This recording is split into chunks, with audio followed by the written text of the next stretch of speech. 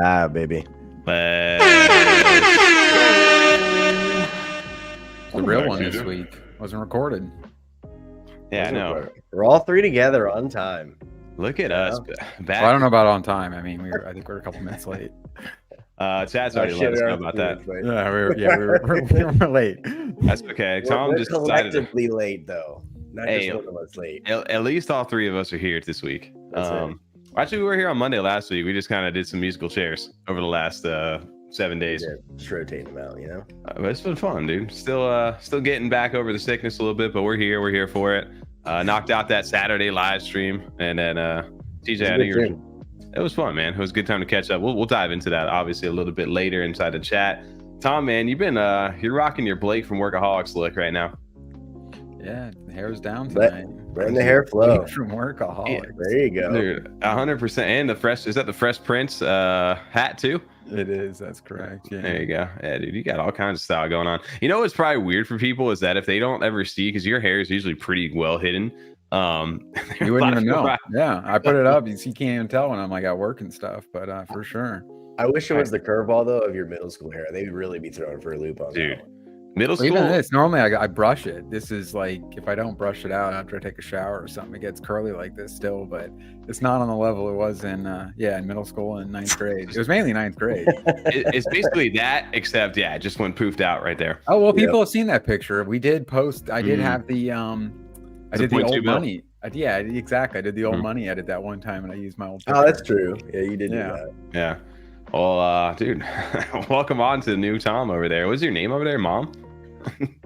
As well. Fat finger the keyboard. I'm in like right next to each other. Sure you did over there. But guys, welcome to F35 Live, our weekly live stream. We are here every Monday night from 9 p.m. Eastern to at least 11 p.m. Eastern. Shout out to chat joining us over here as always. We got some early ones in the chat. D5 FOMOFO 758 said, smash that like button, MFers. He's not wrong. Jack the Hammer said first. Second, I mean, who's counting over here? You got River Rock showing up over here, representing that Omen, as well as the Murder Inc. showing up over there for the fractions or factions. Rena Red, GGM, Tommy shouting out the Murder Inc. What up to him? Quarter Water, Rocky Ontario. A lot of Omen love over in the chat right now. Devryn, I think we're gonna get a chance to chat with him here soon. You've got Crypto Hands with a Ola. I always want to read that as Ola la. Every time we post. Lauren Steiger, what is up? Who else we got over in the chat? Shiny, our F35 mod. Let's fucking go. Garfield Lasagna, thank you for showing up over the AO. Are you confused this week, Garfield? No, he figures it out. It out. All right, that's good. Crane, what is up over there? Tin Toy, Hawkeye, Jake, Calvin. Who else we got over here? Any new ones over? Arrow Art, what is up? Moose Slayer. And anyway, manga business. Oh, Nemo himself over here. Nemo, we just asked if you can leave the giveaway number chats for later in the segment. Yeah, that was wild. Last week, shout out to you, Wizard, showing up over in chat as well, and Light, and Sammy as well. Not having What is up? Well, you're here. Yo, shout out to everybody hanging out with us here on this Monday night. We got a fun show lined up for you as usual. And Carter Mentucci also shouting out to the Apes showing up over in chat as well. And my guys, hey, we're giving some late shout outs for people just showing up. But yeah, no, we have a fun show lined up. One that I guess I was kind of confused, not confused, but just kind of a little bit like, I don't know what they're doing. I know they're doing stuff. Clearly the main project is doing things as well. But good that we got to get a chance to sit down with the council members tonight and dive a little bit more into a project that they're working on, and maybe get some clarity too for people who are kind of in the same boat as us. That like, hey, I know they got a lot of stuff moving over there, but what exactly is it? So fun show lined up for you guys tonight. If you guys are Ape Society fans, make sure to tune in. Later inside the show, we'll talk a little bit of Omen, some Goofy Gophers, maybe Yummi Universe. I don't know. Get a little crazy. But guys, let's go ahead and welcome on our guest, DAO council members, also the president here with us. You got Ada Legend and Devryn. Welcome on to the stream, guys. Welcome on, guys. What's up, guys? How you doing? Doing well. And then being council members, I was told that you would have all the inside information on TAS tonight for us that you're going to share. Ada Legend does, but he doesn't share it with Okay. anyone. All right. Now, welcome on to the show, guys. Devryn, obviously you've been on here before with Rare Evo, so welcome back. And Ada Legend, first time jumping over here. Good to meet you. For anybody who may not know who you guys are, can you maybe give a quick little introduction for what you do with the actual DAO itself, and maybe how you got quickly involved? Devryn, we could start with you, and then we'll move. Or actually, Ada Legend, you are the president, right? Let's start with that. Yeah, so I started when I guess I started getting involved as soon as TAS minted. So it was about 2 years ago. And when the project started, I guess they had a DAO, and I don't think a lot of people knew that there was a DAO associated with TAS. But at the time, Ape Force One, they wanted to do a community-run treasury where the community would put up a proposal, and they would accomplish that proposal with the input of the community. So one of the first proposals out there was to change the name of the ATA Apes to the Ape Society. That was a big one, and I think everyone's pretty Great move. happy about that one. Yeah, probably the best decision that was made so far. Yeah. So, Yeah, okay, awesome. Good. Yeah, so the idea of the DAO was to have a treasury fund where it would help to promote the community, give direct value to the community. A lot of people didn't really understand what the DAO was for when TAS officially launched, and at the time there was a lot of investment DAOs. I don't know if you remember back in that time. Oh yeah. But there was quite a few DAOs that they're advertised as investment DAOs with the sole goal of increasing the treasury. TAS was a little different, where we weren't there to maximize the value. I mean, we're there to maximize the value of the community, not the treasury. We wanted to maximize the value of the community with growth, networking, product services, anything that increases the value of you being a community member and wanting to contribute. And our goal was technically to get that treasury down and use those funds for that specific goal. Yeah. The whole process kind of became pretty cumbersome for Ape Force One, because we would tell them, hey, we want you guys to do this, we want you to do that, and now they would get stuck doing what the community wanted, and obviously they had their own plans in mind. So they decided to spin out the DAO and let the community control it. And a few community members, led by G. De Balboa, he created a constitution for our current DAO and the setup of our council members, where we have a voting procedure to elect 9 council members. And I guess we kind of run the treasury, and we kind of hold the whole setup for apes to pass proposals. So I don't know, Devryn, you want to add in anything there? Sure. I'm Devryn, everyone. It's my second term in the council. I think they're 4-month terms. I mean, just tying on, I like to think of us as an investment DAO, but not your typical investment DAO, because we invest in the community, invest in the brand of TAS. Our main goal is to broaden the brand and help assist the community with their endeavors, be it SOCIETAS, which we'll be talking about, or Cavera, or the TAS Foundation actually sponsors Rare Evo, like the booth and stuff there. It's not the team that cuts the check. It's proposed, voted on, and executed by the community. Everything's done. That's awesome. Through them. There's a very clear line of separation between what is Ape Force One. They have their landmarks, they have their own roadmap, and then we just kind of strengthen the community and these projects that may or may not tie into landmarks. That would be their own sort of roadmap on their own. But yeah. No, I love it. So basically you guys came together as part of the community to go ahead and kind of fund future endeavors that the community wanted. Essentially, you guys were building products through using the Ape Society's platform, but completely independent of Ape Force One. Yes.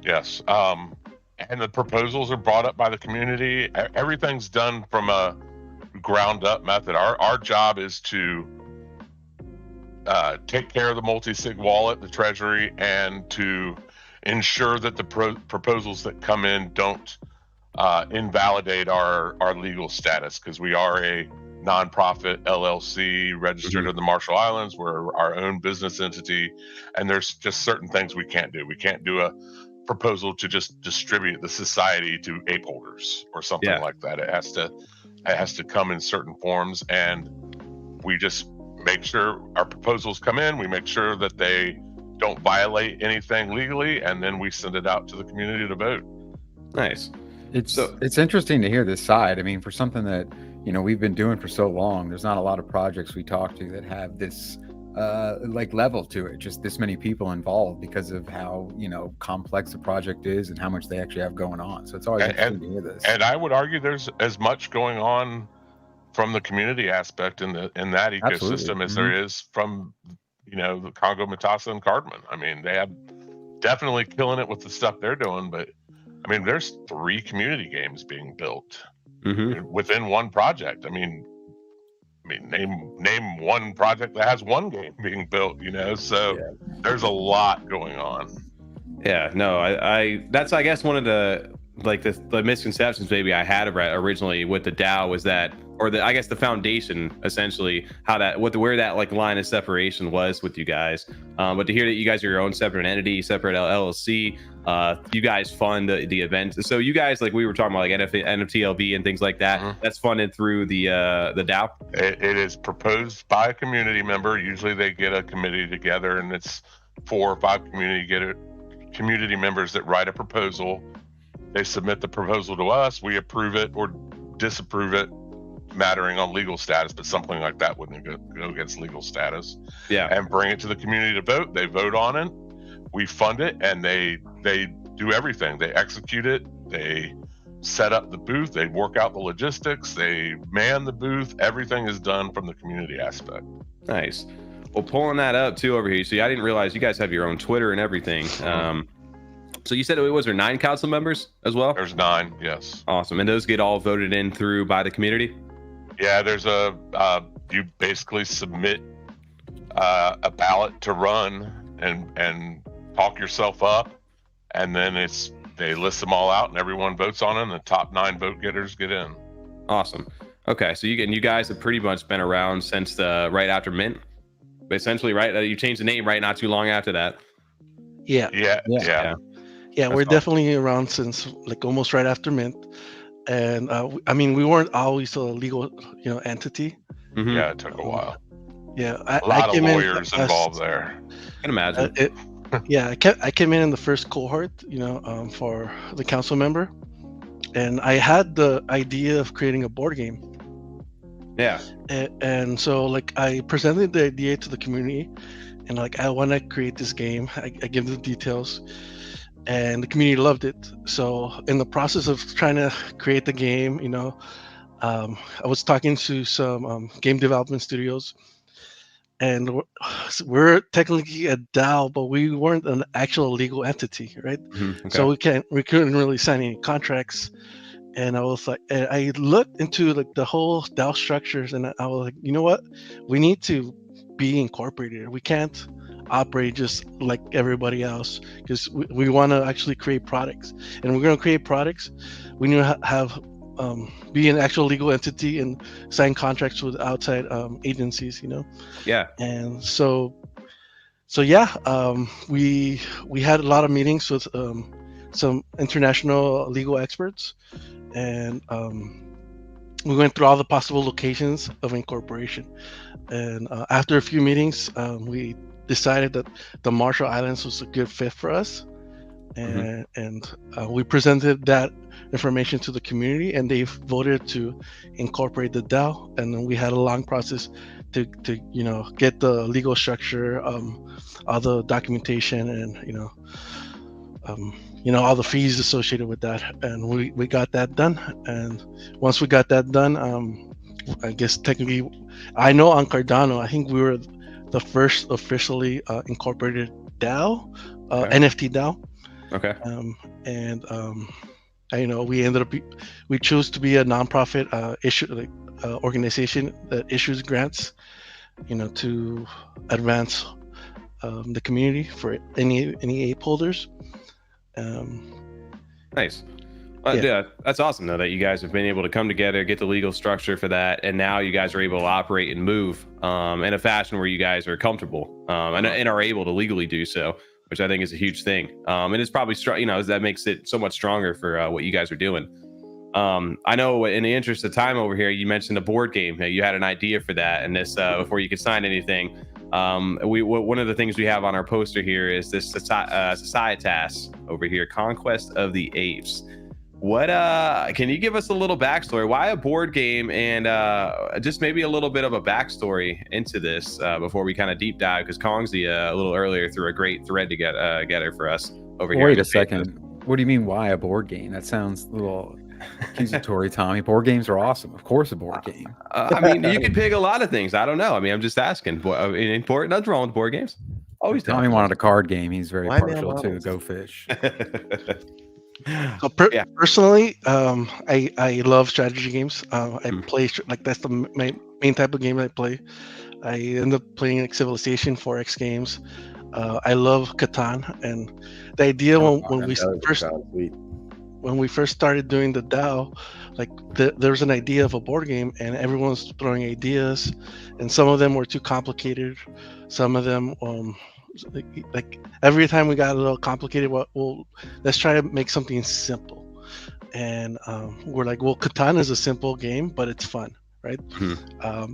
It's simple in its design. It's simple in the board, and the randomness and how you play it. And I was like, let's do a board game that's based on Catan's mechanics, but it also has elements of combat, where we could use our apes. We could use our apes classes to do different abilities and have make it a little very strategic, like 6-player free-for-all kind of game. So yeah, we went that route, and we thought we went a few iterations with the community, giving back ideas, and everyone loved the final concept, and we decided to go with it. Nice. So essentially, when you went this route, you guys incorporated obviously some of the lore, and I'm assuming you guys probably built some of your own into this over here. Did this? Is it cards? I mean, you have cards inside of this game, obviously, but is it all is that what people are going to play, or is there other things besides just like the apes that are in there? They're going to be more to it. There's like resources. Like what exactly is like the game itself? So it plays exactly like Catan. So like the resource, you'll get the resources from the tiles from the game, but the cards are going to be NFTs, where we will mint those NFTs. Okay. And it'll have 3 main traits, which is the classes, which is the same classes that the Ape Society uses, so craftsman to noble. Okay. And each class would have their own unique attributes, like different movement styles and abilities that will make the game go a certain direction. Like craftsman obviously will be building buildings, and the military officers are more of a combat unit, and that kind of thing. And will the game be playable as soon as the release the collection? No. Yeah. So far, what we've done is we've gone through the whole pre-production phase. We do have a game development document, and we have the whole game mapped out. And then we've done most of the art, and we just need to incorporate that. So we will be having a mint to fund the rest of the development of the game. We are estimating, based on our game development document, it will take about 6 to 7 months. Okay. So yeah, we're not gonna wait like 2 or 3 years to produce something. Awesome. We are aiming for simplicity, maybe like 60-minute game. Mhm. And it's like I said, we're borrowing a lot heavily on Catan. So Is there going to be it makes multiple it simple. servers for multiple games going on at once, or Correct. one? Okay, sweet. So we're Cool. planning to launch a free-to-play game version and a web-based version. So the free-to-play version will be on Steam, and like the way we thought about it is that we want to get like Steam players playing the game, and then we'll advertise the web-based game within Steam to kind of funnel in gamers from the Steam world. Yeah. Within like this type of game is kind of big on Steam, and it has a really big community there. So we want to kind of grab that, locked-in community that loves these type of games, and get them into Web3. Obviously, Absolutely. there's a lot of people in Cardano who probably play too, but we're using Steam more as a bridge to Web3. Yeah. I love Good that way to- idea. Smart. Mhm. Get So those that's Web2 gamers in there. Awesome. So yeah, the Steam kind of is the easy way to attract like Web 2 within the web app also, where you can integrate some of the Web 3 stuff. But it gets people curious enough to say, okay, I'm invested. Now maybe I want to go ahead and check out more. And how do I do that? I love that. So, and especially with a game though, I know a lot of, NFTs projects, they're ambitious, right? They have good artwork or something along the lines where they've generated a community. And then they say, I want to build a game. But it's like, okay, well, how are you guys going to do that? None of you guys have that background. What is, do you guys have a developer? Do you have a game studio? Like, do you contract anybody? What's the backstory with that and how to get this actually built? So we do have a game development studio. They're amazing, and like this proposal came out like almost 2 years ago. So Mhm. like in that whole process of trying to make this game, I interviewed about maybe like 24 game companies. Yeah. And we went with one that was probably the best one, with the most experience and at a reasonable cost. And we've been working with them for about a year actually. So Okay. we've been working on the game design. They created the game design document, and yeah, they will be our partners in creating the game. I see that you guys said that you are embracing the power of blockchain with the society token. Is that going to be able to, are you going to win society? Because I know you have competitive play in there. So you can put up society as like a wager to win between the players, or? I wouldn't call it a wager, but because of legal reasons. Yes, there will be a pool where you put money in, Yeah, you put society in, and the top 3 players will earn from that pool. That's cool. How many players in a match at one time? Is it going to be like 5 to 6 like Catan, or is it going to be a little bit bigger or 6 smaller? players. Yeah. Oh, sweet. Okay, cool. Yeah. That's awesome. So 3 players will win society rewards. I think the 3rd player kind of comes out flat.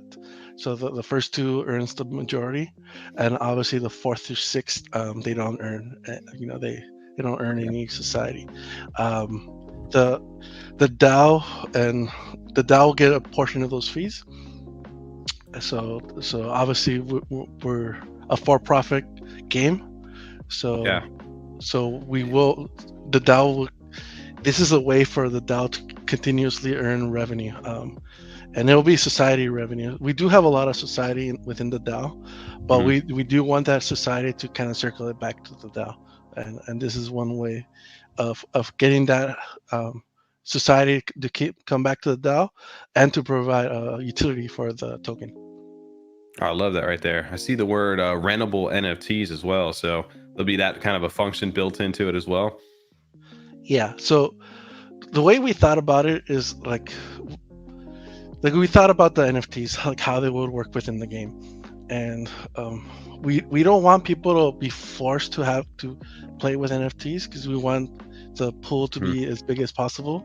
Yeah. So the way we decided to go about it is, if you don't have an NFT, you could play the game, but when you play the game, you will have an option of selecting your units. It'll be a random loadout. So random loadout should default to a good loadout for you.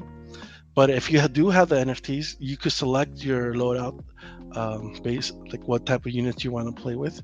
Mhm. And if you don't want a random, but you don't have those NFTs, or maybe you have like 5 of the NFTs, but you don't have a noble, but you want to play it with a noble, then you could rent the NFT from other players. So we Yeah. do have a system, a mechanic for a pooled rental system. Nice. There's a And I'm couple assuming options you, then. yeah, and I'm assuming you'd obviously tie that all back to society in some way. So you would rent those NFTs for society, but that does not go to the DAO.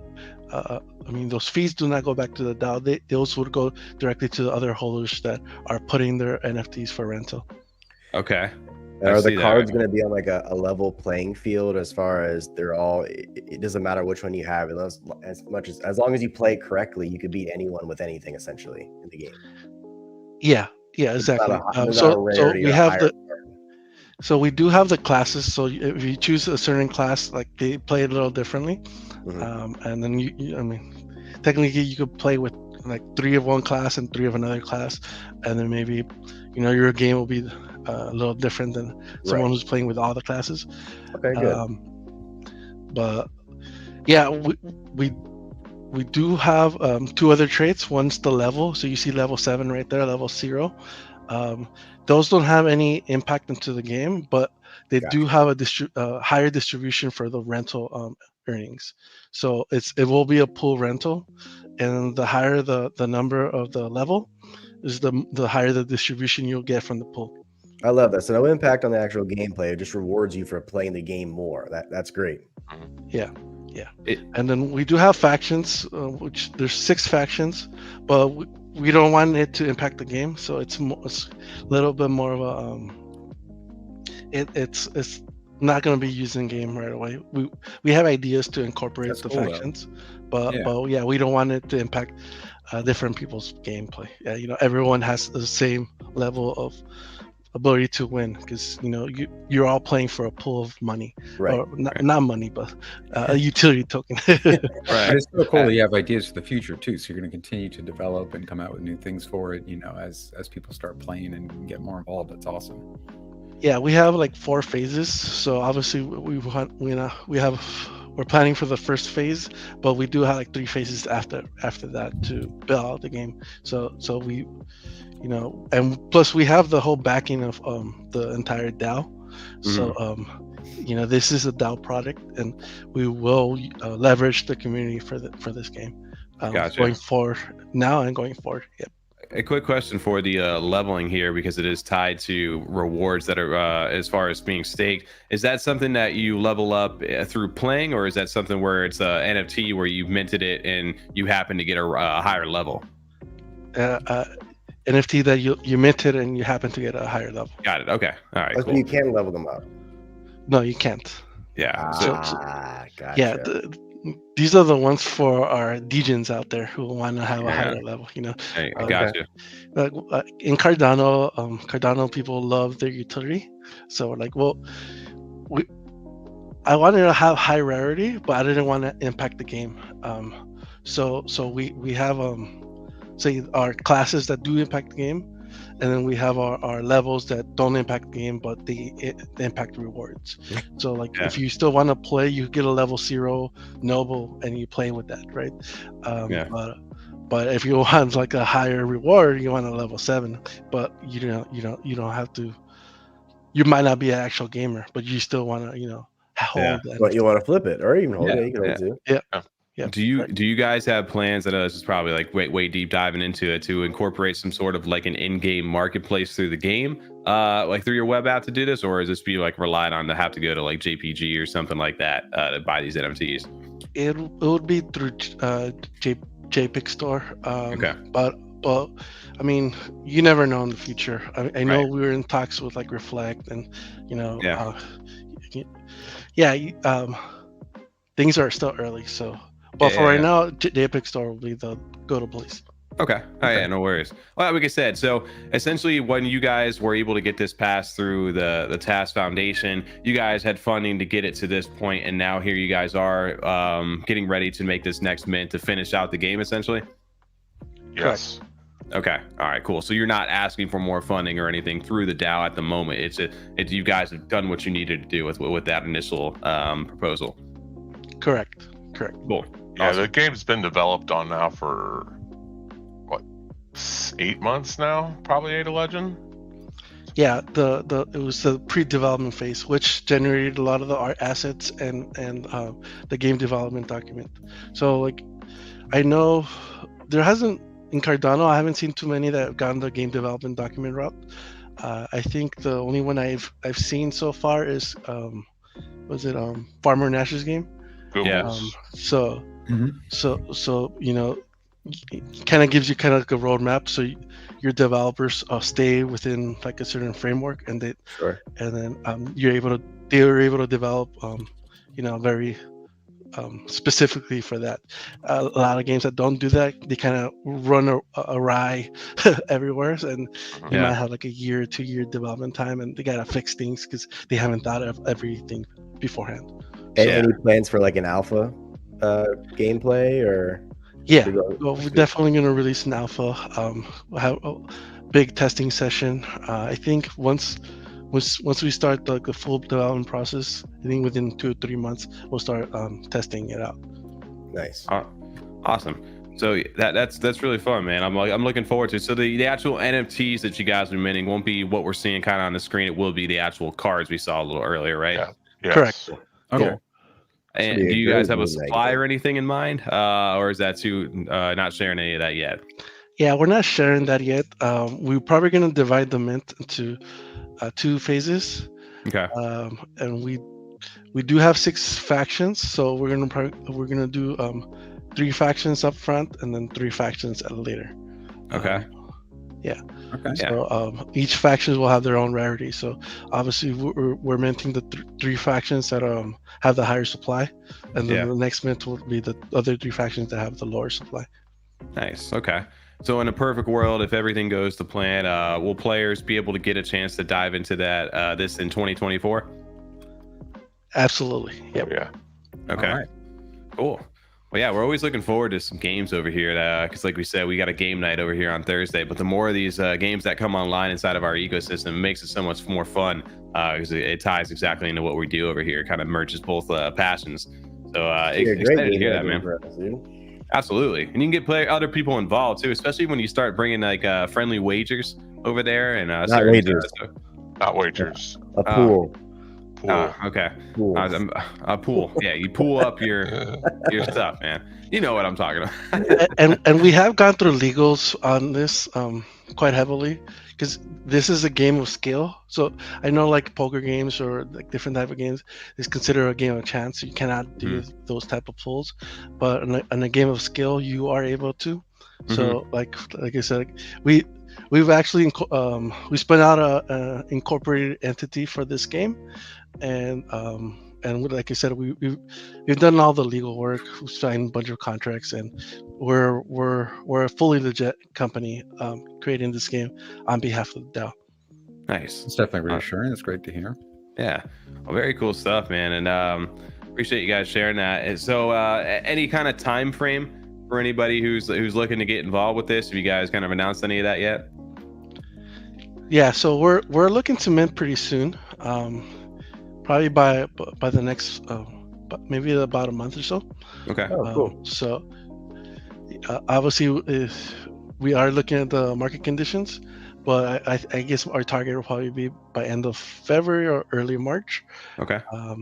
And yeah, we'll see there, but we're definitely planning to mint really soon. So if anyone wants to actually participate, if they're actually a DAO member, which means that you hold an ape, you could participate in helping with ideas, helping with art, helping with marketing, help with anything. You know, this is a DAO project, and the whole idea of this game is to, push the DAO, Nice.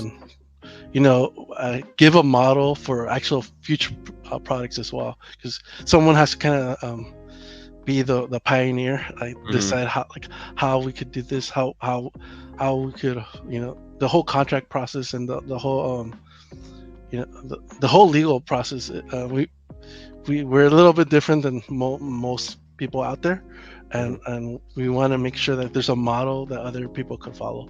So we've definitely set this up for that. In the way, yeah, trailblazing. I love that. Yeah, awesome. Well, we appreciate it. If you guys got any questions or anything for them over in chat, go ahead and drop that right now. But no, we appreciate you guys kind of sharing a little bit about this, because I wasn't too sure, like we were talking about, exactly what you guys were working on. So anything else for you guys outside of SOCIETAS that you guys have in the works that you're kind of involved with, or anything that people should know? So we're working on Rare Evil. There's a big, I guess we just passed a big proposal for Rare Evil to get a huge booth, and the community is going all out this Rare Evil more than the last time. It's insane. If you are an ape holder, you should look at the latest proposal for that, because the level of detail that the community is going for, it's definitely like next level. I do want to I actually like letting people know, because I don't know if you've ever seen a video with Charles Hoskinson, but in the background you sometimes see a portrait of an ape. That was actually one of our DAO proposals, to paint him an ape with the traits of Charles Hoskinson, and then deliver it to him. And I think that's one of our most visible products or proposals that we had. I love that over there. You got it here. Can you see my screen right now? I think we could pop it real quick for everybody. Sitting right there in the corner. Yep. That's awesome. Yep, that's it. It was hand delivered to him last year at Rare Evo. It's even cool that he hung it up and you can see it in every camera shot. Yeah, he was pretty purposeful where he put that. Absolutely. I mean, there are different places he could have put it, but it is right there in frame for every video. That's awesome for you guys as well. It's hand painted gold leaf by the community, and passed by the DAO. Funded and passed and delivered by the DAO. So Charles Hoskinson loves that kind of thing. So that's why he kind of has it up there. He's not afraid of showing it off. Yeah, no, that's awesome for you guys as well. But yeah, big awesome news right there. But yeah, other than that, I'm looking forward to learning a little bit more about the game. Is that I forget what you called it, the game doc. Is that going to be out before the mint? Like, will there be like kind of like a deep dive to learn more about it? So, I mean, the game development document is already complete. I have it. I'm not sure if we're gonna release it. Maybe we'll release it to DAO members, but it's more of an internal development document. I got you. But I don't know, like we'll release it on Twitter or anything. Maybe we'll just probably present it to the DAO. So they're in the loop. Yep. There you go. So if you guys have an ape, you could definitely see what's going on there. Pick up Thomas. Man, that's the one regret me and Tom both missed out on when we had one opportunity to get Thomas, and we missed it way back when. But yeah, no, that's awesome for you guys. We appreciate it over as well. If there's a good way that people want to go ahead and get connected with you guys as far as the TAS Foundation, what's the best way? Message the Ape Society Foundation. Yep. Yeah, on Twitter, or go into the Discord, the Ape Society Discord. Someone will get hold of you there. Cool. You could see council members. They're always on. So there's always a council member on the Discord. So nice. We have our little gavel. So like if you ever see a gavel on the Discord, that's one of us. I'm usually there. I'm always there. So Devryn's there. Like I'm always around. Council members are the most active members in the TAS community. So you'll always see them on there. Awesome. Okay. Well, sounds good. I think in a little pivot from the TAS Foundation, we actually got a little bit of a tease, and we were trying to get some information to see if you guys had any idea of what any of this means. Because obviously when Ape Society announces stuff, it's not just right in your face like, okay, here's what it is. Like they like to kind of ease you into it with a little speculation before they drop everything in front of you. Yeah. So they said right now we're going Regal right now. Yeah, they're adjusting the plunge back to more of a traditional stake pool instead of the lottery system they had before.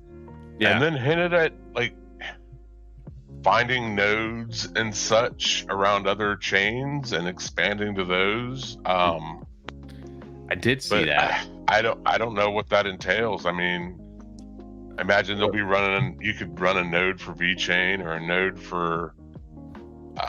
I mean, there's tons of them out there now. Solana, you could stake Solana. There's tons of nodes and master nodes and staking solutions.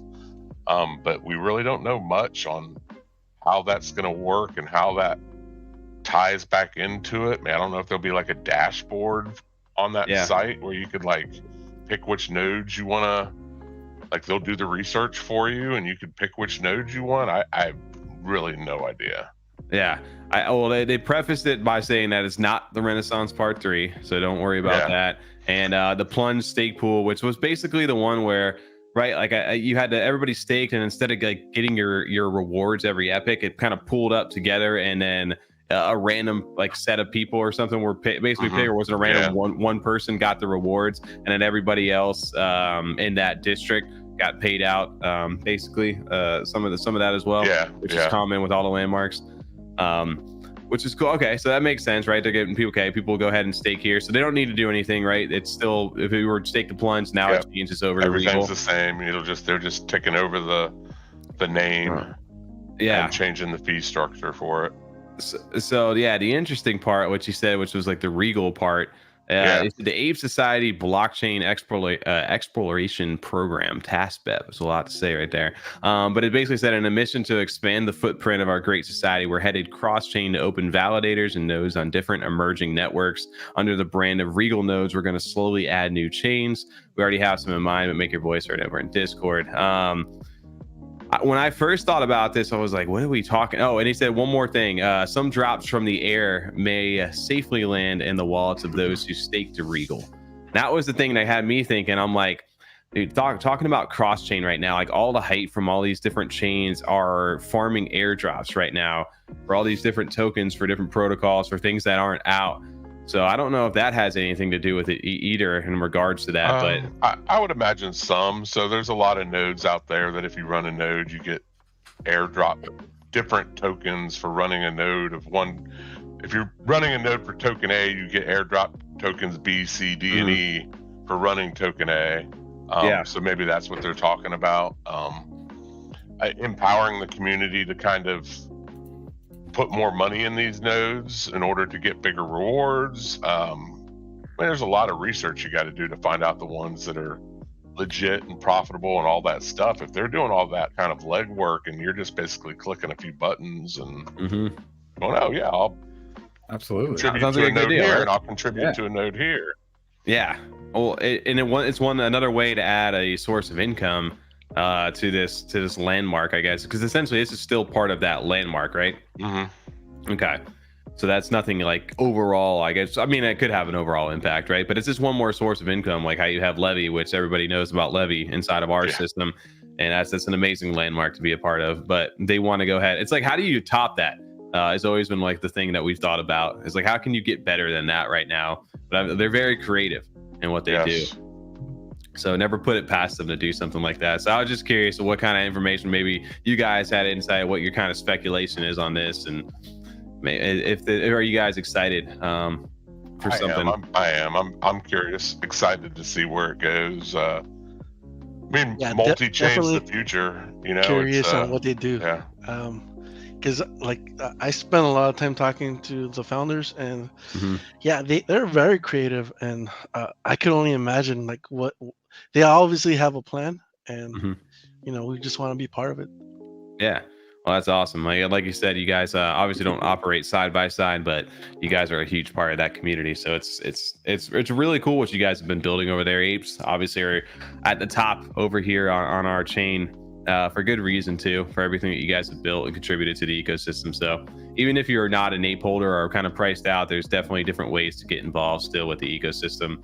And it's cool, like when these, like we lean into like the the gamification kind of stuff. So hearing about Societas, it definitely piqued our interest, and glad that you guys are doing something like that to get some of the gamers involved too. It was a lot of fun. Fun board game.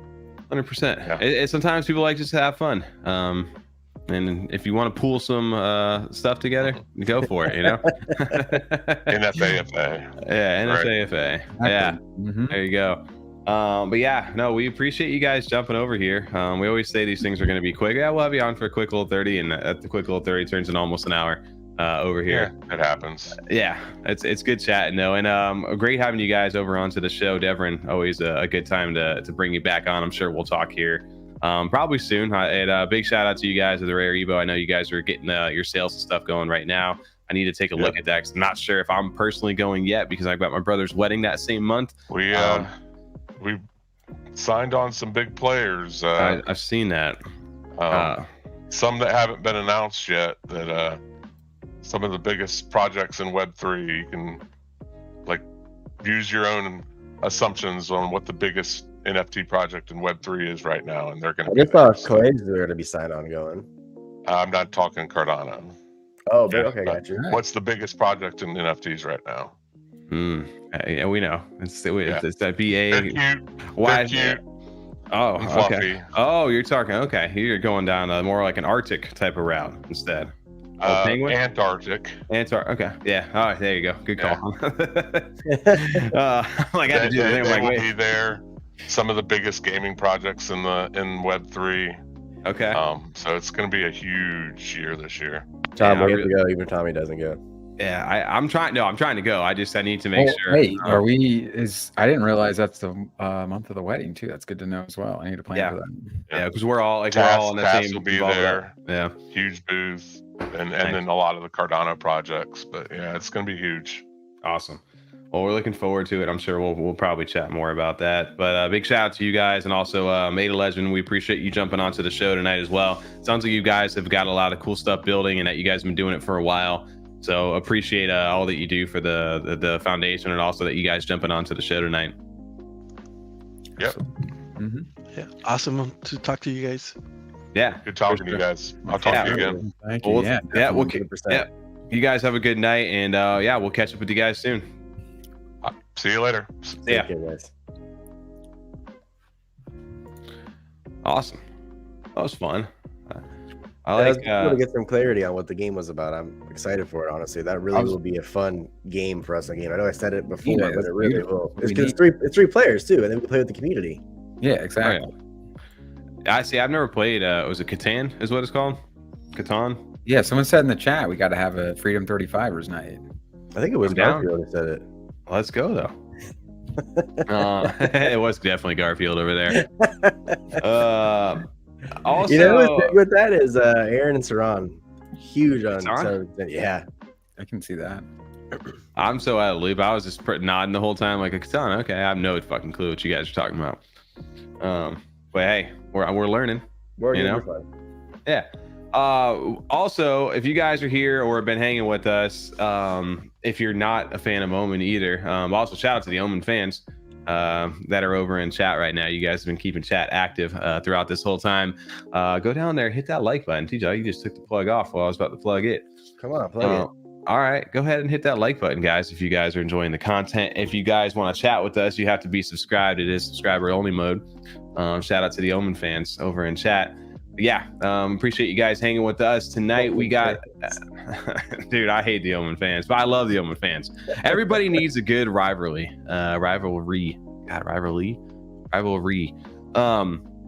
But yeah, I figured maybe we might as well talk Omen now because we've got Omen over in the chat. Shout out to Nemo earlier too, showing up over here. Since the last time we talked about him a week ago, they've essentially almost double in floor price. What are they up to tonight? I didn't actually look before the Just show. under 800. Dude, 790, dude. This guy's been hanging on the floor for I don't know how long. This guy goes on and off. He just been sitting there all day. It's crazy though that this jumped up to I think almost about an 858 of floor at one point the other night, and it's still hovering high. What surprised me is usually you see like kind of like a retracement after a big pump like that, and I'm like, when dip? Like when's it coming? When's it going? I don't see it. I personally wanted to dip a little more because I want to get a couple more. Dude, it's just been Just flying. get pumping. Well, as like a good example, the other night or the last stream we had, I actually bought one just like for fun, and it was 529 when I bought it. The floor was like 470, and now the floor for that trade is 1100. So that's how much they've just taken off. That's awesome. 1100. Jeez, dude. Well, I had some fun over here too over the weekend, because I'm like, I'm paying attention. I think it was like Saturday night, probably is what it was. There were ridiculous amounts of buys happening. So much so I want to say like there was like either 2 or 3 like 18 sweeps, and these were from other people too, outside of Cardano. There's a lot of cross-chain stuff going on with Omen right now. If you see, like, if you just scroll through like their Twitter, it's like new different people from like Sol, from ETH, from Ordinals, people just jumping over that are like, yo, Omen, go check this out. They're like, it's like, whatever, 4 or 5 Sol or whatever it is, they're doing the conversion from Cardano. Go ahead and jump in over here. They've got this awesome PHTR system, and to me it's like, we talk about cross-chain adoption and things like that, and there's definitely been some projects that have like attracted some users like this, but not to this scale that I've seen so far. No, with Omen. Not that it was not to where it was this social, like on social media, like people talking about it. I think, we've seen people interested, but not necessarily like showing the purchases. Exactly. Like I was gonna say, flexing your PFPs, like actually changing your profile picture to this from other blockchains. I think that was the biggest thing that I've seen so far from other blockchains coming here. Absolutely. It's amazing, dude. Like I agree, dude. You said ETH and Sol has been coming in hot, dude. They've been sweeping though too. Like I'm talking 18 at a time. Like they got their big boy bags out right now, just pulling 18 sweep in a row. And like Drams and these other guys, they're like, all right, well, I'm sweeping as well. Like 10 of them. I mean, it was crazy to see that night. So much so though that when I was looking at it, one of my laser skull, my OG, I had it up for sale for 3K. I was like, if it sells, I basically recouped now my investment from what I put in after that. And it did sell, which shout out to AJ Goldman over there, who ended up buying my OG laser skull. He bought a couple of them. But yeah, I was like, I saw that sale pop up, and I was like, all right, well, I'm gonna go buy another one right now. So I bought that heart skull. Yeah, I think it's over in the on the thumbnail right now. Yeah, this one right here. Yeah, I ended up purchasing one of these finally, but I took that money, and then also what I did with it was I went over and I purchased myself some skull token over here, and this shot up even crazy for a little bit too. Come on, tap tools, where we at? Taparoo. I mean, you've been needing to buy it the 2 right now. You got a kind of stockpile on it. Oh, 100%. Look at the last even look at the last month for this stuff. If you look, I guess I'm terrible with these charts, so I'm not going to do the month. Maybe do a week. We'll go to the top left. It does it better. Where it says 4 hours. Nope. Yeah. Switch to something different. It shows the chart a little better. Yeah, it depends on like what you do. If you do like 1 hour, 4 hours, 12 hours, whatever it is. But yeah, it touched like close to like 0.2, which is actually wild. The other thing that's crazy to me though is if you look at the market cap for this, like I know like obviously they didn't really have much utility to the skull token at the time. Before like Omen really came out, there wasn't like a major reason to stack it. But if you look at the dollar value on this right now, their market cap is under $1 million right now. It was like hovering a little over $1 million earlier in the week. But $911,000, under $1 million market cap on this token. Crazy. If this isn't one of the most, and if I'm missing something, like correct me if I'm wrong, but this feels to me like there's a lot of potential here, and it's the big nafafa out there. I mean, preface that over there. Don't you guys just go spending all your pennies? But if you think about it, dude, when you look at these meme coins and these things that run up, even all these dumb ones that just happen, they'd run and hit like a 5 million something floor right now. Like Baby Snack, that's one of the ones that just started taking off. What's Baby Snack at right now? Okay, that's only 61,000, but that wasn't a good example. I mean, look at like Kid Up. Okay, this thing over here, okay, so they're down to 720. They did go up though. They were at like a few $1 million market cap before it popped up. But obviously, that's just meme coins, right? They go up and they go down. You get his point. Yeah, but anyway, can you imagine though? Like this goes to like a $10 million market cap, which isn't anything crazy outside of like the Cardano world. That's like nothing. A drop in the bucket for some of these Sol meme coins right now. And if they add some sort of utility right now, I mean, this fire could be set, man. I'm just looking at that. I'm like, okay, well, if I get outpriced out of that, maybe I'm looking at Skull. next. I guarantee you he has something planned for that. I don't think he just released it just to release that token. Well, dude, I don't know if you guys like saw what happened this week about claiming your stake, right? So stakes are claimed. He calls them the harvest days, but he randomly threw in there. He said like eventually, the first PHTR or whatever it was 8.6 ATA. Everybody could claim it. That was just for like the first initial sale of that week. After that, though, eventually you were going to have to pay a fee in Skull in order to harvest some of these rewards. Well, he just, in Nemo fashion, just kind of switching things up on you like last second. He goes, all right, 69 Skull per omen to harvest. So those people who had like 100 of them, or like me or something like that, I had to pay like, a few hundred ATA worth of Skull token in order to harvest my rewards, which pretty much like negated almost most of my rewards if I had to do that. And people were like, what the hell? And he's like, just kind of hang on. And then he put an announcement out on Sunday, or it was like, all right, on harvest days, the fee it goes down to 6.9 Skull instead of 69.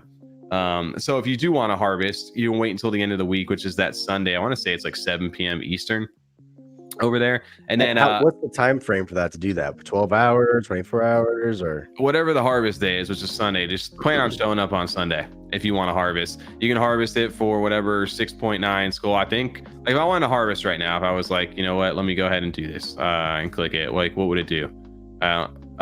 69 Skull right now in order to get it. So it's gone away. So today's Monday. So yeah, if you want to do it on Sunday. Otherwise, you need that Skull token. So it automatically just harvest that for you as you clicked it?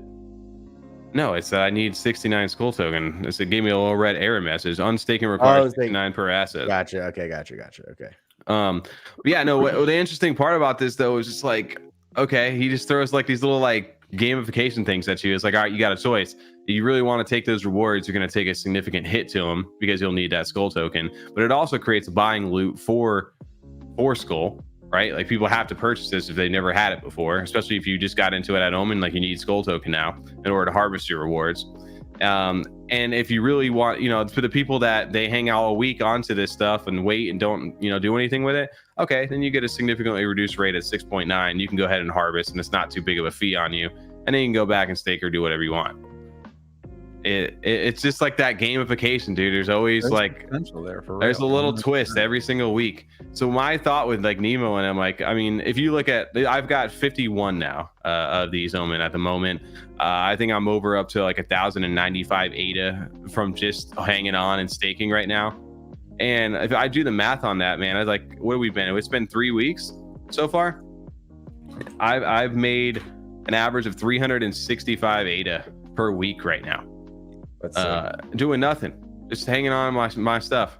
And I could sell them if I want to, but it's like the volume keeps going up, the floor price rises, the volume goes up. We're almost at 2 million ATA right now. I think the fourth PHTR attacks is like pushing like over 50,000 ATA already. So I'm gonna get another like 5 and almost 6 ATA per asset right now. It's like, dude, this shit, I don't know. Is it a perfect Ponzi loop? I don't know. Like what they got going on? Me and TJ were talking about that a little bit on Wednesday when you weren't here, Tommy. We were saying how you were sitting on how many you had minted originally and how much you had gotten up because of like the pump in price recently. And then we just said, but you're still not even close to selling because you're just collecting all these rewards. Yep. It's man, I don't know. My dude said April could be tax refunds for Skull holders. I don't know. So it says the sooner the floor is 2K, the sooner ETH guys really take notice. The sweeps and big sales are what draw them over, and the PHDRs what keeps them here. Absolutely. It's definitely in the like world of other chains of like how they've got these like giving back to holders structured. And the whole thing is that if you are a holder, they're giving back to you like, hey, just hang out with us. You don't got to sell, don't do anything. We'll give you back some ATA, be part of the community and have some fun. And we'll continue to reward you guys. But I think it's a great model, honestly. Good vibes only. Yeah, good vibes only. You don't like that one? Yes, Quarter Water. If you don't harvest, it stacks. Yes. And if you don't harvest, so right now I've averaged 21.9 ATA per asset for the last 3 weeks. The other thing, which hasn't happened yet, but there's also inside of that stake pool, is 250,000 skull, I think it is. So eventually, I don't know when that activates or when that'll happen, but eventually you'll be able to not only harvest ADA, but you'll be able to maybe harvest skull. And then there's also the snail token that was donated over. That was just like a fun meme token, but they're like, hey, if you guys will give it to you guys, do whatever you want with it. That's also in those rewards. Plus, if you continue to stake long term, you also are eligible to win one of the 150 Omen that were minted out after the collection to get back. So you also have a chance at winning an extra Omen just for hanging on. There's a lot of incentive. They're trying to get you guys like, hey, dude, everything, just hang on with us, you know? Everything seems like it's going back to the community, which is great. Yeah, and the other thing too is the Pneumonium stake pool, which is now the Omen over there. It changed from Skull to Omen. That has got like over, like it's pushing like closer to almost now 2.7 million ADA stake now. Jeez. So that's your stake now, right, Tommy? I'm staked over there as well. Yeah. So if you guys are not familiar with DripDropz over here, DripDropz.io. Yeah, if you guys are staked over to the Omen pool, you guys can go ahead and every epic it tells you right now you can maybe go do it. At 2 days you'll get a new one. So you check your drops, put your address in, you can do your handle, you can do your address, whatever you want. And then once you do that, I don't know if I might tell me I've already claimed mine. I don't know if it'll get, but it'll give you a list of all these different tokens. And inside of this, if you guys are staked to the Omen pool, will be 13 skull per 100 ADA delegated. So do the math on that too. If you guys hold like 10,000 ADA, if you guys just hang on to it and you stake to them, you can potentially get 1,300 skull token per epic. I don't know, man. I'm just throwing loops out there, you guys. I'm breaking codes. People might not be happy about that, but and this is back to like the OG days too. But there's a lot of other things, just like Hosky and makers. Sometimes you get some good little value you can extract out of this stuff. I know there's people who farm like 30 wallets. Interesting. People do like 30 wallets on this stuff, and they'll go and sell these and make like a decent little profit each week over on DripDropz.io. So yeah, if you guys, a little life hack, if you guys are coming from other chains or just didn't know about DripDropz, go ahead and do that. But yeah, back to Omen though. What like long term kind of, I like the curveballness from Nemo.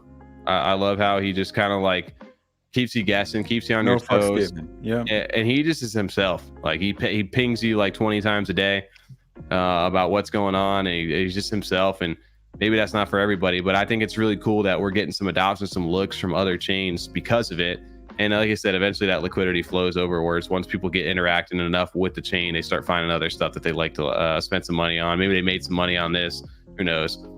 Well, I was going to say, it not only helps Omen, but it also helps the community as a whole by going to other projects and seeing what they have to offer. So that just becomes more holders on Cardano. There's more cross-chain happening. Yeah. Because, I mean, we all own something on other cross-chains or blockchains. So why can't people own Cardano stuff? Yeah, I was going to say, this is all something that we've experienced the other way, where we've gone, you know, from the Cardano side onto other chains to buy projects, but to see this large volume and this much people come from other communities and really get talking about it. Obviously, there's lots of people that monitor both sides, you know, where they're on ETH, they're on Cardano already, but the ones now where they're just more like these other, they're native to, you know, they're like us for Cardano. It's very cool to see where they're really getting themselves talking, where they just can't ignore it. I love it. 100%. Calvin says you can check your DripDropz right in VESPR. I did not know that. That's sick. Dude, there you go. Love VESPR. FYI, they just log on to VESPR is so easy. I heard VESPR also is also I heard what do you call it? They're having a wallet extension too, VESPR, coming out for your desktop. So that's cool, but I mean, it's like I like using it on my phone. I think it's great. Works great on my phone. Yeah, but I'm saying that is great though. That is cool on the computer. I agree. That is nice. So I don't know, Omen fans over in the chat. Appreciate you guys hanging out over here. You got River Rock, JK, Artico, and you got a few other people. Chef of Death, I like your name, man. That's a fun one too. But no, yeah, shout out to everybody over in Omen. Not the Omen fans though. I'm a big fan of you guys. Although I love the memes back and forth. We have some fun times over in chat. That's been fun. I've been enjoying that. I've been battling hard over there. If you guys don't search my message history, we are sworn rivals at this point, the Omen fans. But yeah, shout out to them, man. What else are we gonna talk about? TJ, That was a big one. We weren't ready for omens. We jumped into that hard. dude, I just deep dived way too much. What else you guys got going on? I'm gonna TJ, take a breather. That's what I've been enjoying is the omens. I mean, it's impossible not to take opportunities when you see things taking off like this, and especially when I wasn't even smart enough to mint, but when we were in so much earlier than the hype really started, it's been kind of taking up the time. Actually, I haven't really checked my DeFi much this weekend, and today I just was fucking Monday, just was so busy. I still hold my house money of Viper just chilling there. Still doing well for me. Viper's still doing its thing. Honestly, that's one of the meme tokens that actually is still doing well, in my opinion. Bro, you just better be careful, man, because I saw that Chonky one rugged finally. Oh, I didn't get on that one. I missed that one. Yeah, I'm just saying, just be careful, dude. Oh, I haven't bought any in about 2 weeks now. I've been kind of toning that down a little bit. Another big one that launched was a Fluid token. They're from their LBE. That did really well so far. FLDT. Maybe. FLDT. You know me? No, I don't. Actually, I do. Have you guys seen this one? Over here, Fluid token. Up your B's and L's. My L's and D's. Over here. I just wanted to say it backwards. But yeah, no, these guys, you know what I'm kicking myself for? Because I saw it after they did their first initial thing. I was right here. I had the buy button 2000 ADA on 31 at 0.31. I had 2000 ADA buy on it. I was like, I'll wait. And then a day later, it went up to 0.5, and I was like, that's stupid. Now I'm gonna have to wait more. And then it went up even more, and I'm like, all right, dude, I'm done with this game. I hate it anymore. I hate it here. I'm gonna get half of what I would have wanted if I had just waited 2 days ago. But that's the name of the game in this stuff, dude. Well, it's funny. I was actually just randomly looking at Yummies over the week, and I was like, I feel like they have something coming out soon, or announcement coming up, because it's been a bit. And then, of course, they dropped the bomb today, and their floor went up to 250 now. They were 160, just even yesterday. It's like, man, I should have picked up a few more. Even Yummi token, I should have got in on it just yesterday. Dude, I know it's a little unexpected topic, and I'm sure we'll dive into it more on another night. But yeah, Yummi Universe finally gave us a date, man. They've been building very quietly. I've seen people on a timeline slow rug. What are they doing? Nobody's heard from them. What is Yummi doing? And I'm just like, y'all just don't got no faith in them, man. Let them build. Let them build their stuff. But here they are. They announced their card pack mint over March 1st. So we got a little bit of time. Over here, whitelist claim, which again, if you hold the OGs or the seasonals, I think it's a 4-to-1 on the seasonal and 1-to-1 on the the OGs. I don't know if that's fully confirmed. Maybe they'll drop a new thing after that. But 5,000 of each pack. There's two different packs, so there should be 10,000 of them total. TBA on the price, and it says over 100 unique cards, different layers of rarity, which are 4 different rarity tiers, and more from there. It says the countdown to minting is just beginning. We're bringing a galaxy of updates from news on progress of the card game, unveiling brand new utility for OG NARUs and Yummi holders, new collaboration with a big Cardano project, and much more. Those cards look so good, dude. Dude, I gotta play this video here. It looks so good. It's been a little bit since we talked about this, to be honest. That seeing this again, I'm like, that's right. Fuck, now I'm excited. Mm-hmm. Yeah. When you started saying that, TJ, I was like, I'm over it. And then it's like, oh no, I'm not. Never mind. Well, the fact that they're actually working with a game studio to help develop their game, I love that even more. Mm-hmm. Well, Yummi's always been about quality. It's just a matter of the team was smaller, so having to get that help that they really needed, they needed that, to help out in that game. I'm actually excited to see some actual gameplay progress, because we've seen a lot of the card previews throughout the months and the years, and these all look great. Getting a chance to look at some of those, I love the effects that they've done on these. The animations are great. That hollow kind of I forget, parallel locks or parallel. I don't know what the hell they call it. They can think of those 3D cards with the scratchiness of it. I can't remember what they're called, but maybe they're just called 3D cards. But or those my planner in elementary school. Yes, exactly. 100%. That's what I'm thinking of. Yeah. I'm just trying to get some sneak peeks. I haven't paused this yet. I have some of those 3D stickers on my fridge, actually. The ones where you can look at them from different angles. And yeah, for sure. Those are sweet. I like those. That's what reminds me of when they just went to the video the image like that. Yeah. Oh, it's right. Oh, even if I forget, there is on some of the back of those, it does have that little look to them. like that hollow, like grittiness almost. But it's not like just hollows. I know hollows, but like it's like the 3D Yeah. hollow effect. Yeah, I know exactly what you're talking about. But yeah, big shout out to Yummi. They also dropped a big announcement over in the Discord as well. They said they revamped the game board from scratch, uniquely themed around their universe. So I think this is something for me that is still like kind of a sleeping giant. We just talked to, I know, the SOCIETAS about what they've got going on, and I think if they do it right, like you get one chance to do this, and no matter, once it's out, and people were like, now, you could have just wasted all that time. So they really, I think, are trying to get people's attention with this. Yeah. So I'll be curious to see what the actual gameplay itself looks like, but I know the card packs also will help out with the funding to also finish up a lot of that, or refine a lot of the stuff that they've been working on. And then pack opening for sure. And the card pack opening system, they said they had got something unique in mind for that. So if you like that old school pack opening Pokemon card style thing, definitely keep an eye out, it sounds like, for that. And then other than that, though, they've got a partnership with a top Cardano project. Stay tuned for exciting new developments. That's got me interested. It's been a while. I don't know. I really don't, to be honest with you. I'd assume, I don't know if it's with like a developer or if it's with a wallet extension, or I don't know. A project. This is a project.